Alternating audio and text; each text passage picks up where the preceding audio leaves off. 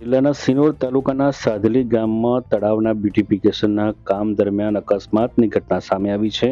Medina મસ્જિદ સામેની પાળની અંદર Hitachi machine દ્વારા કામગીરી ચાલી રહી હતી ત્યારે મશીન વીજ વાયર સાથે અથડાતા વીજપોલ મુખ્ય માર્ગ પર ધરાશાયી થયો હતો. આ ઘટનામાં એક મહિલા ઈજાગ્રસ્ત થતા સારવાર અર્થે ખસેડવામાં આવ્યા હતા. સાધલી ગામ ખાતે તળાવના બ્યુટિફિકેશનની કામગીરી ચાલી રહી છે તે દરમિયાન મદીના મસ્જિદ સામેની પાળની અંદર હિટાચી મશીન દ્વારા ખોદકામ કરવામાં આવી રહ્યું હતું. કામગીરી દરમિયાન હિટાચી મશીન અચાનક વીજ વાયર સાથે અથડાતા મસ્જિદ આગળ આવેલા વીજપોલ તૂટી જઈ મુખ્ય માર્ગ પર ધરાશાયી થયો હતો.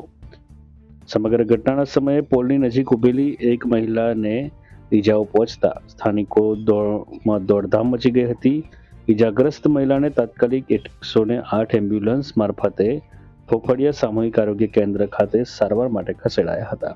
અકસ્માતમાં વીજ પુલ નીચે ઉભેલા એક બાઇકને પણ નુકસાન પહોંચ્યું હતું. સ્થાનિકોના જણાવ્યા અનુસાર હિટાચી મશીન ચાલકની બેદરકારીને કારણે આ સમગ્ર ઘટના સર્જાઈ છે. પોલ તૂટી પડતા જીવતા વીજ વાયરો પંચાયત તરફ જતા મુખ્ય માર્ગ પર ફેલાઈ ગયા હતા, જેને કારણે ભયનો માહોલ સર્જાયો હતો. સદનસીબે કોઈ જાનહાનિ થઈ નથી, પરંતુ મહિલાને ગંભીર ઇજાઓ પહોંચી હોવાનું જાણવા મળી રહ્યું છે. ઘટનાને પગલે સ્થાનિકોમાં રોષની લાગણી જોવા મળી રહી છે અને જવાબદારો સામે કાર્યવાહી કરવાની પણ માંગ ઉઠી છે.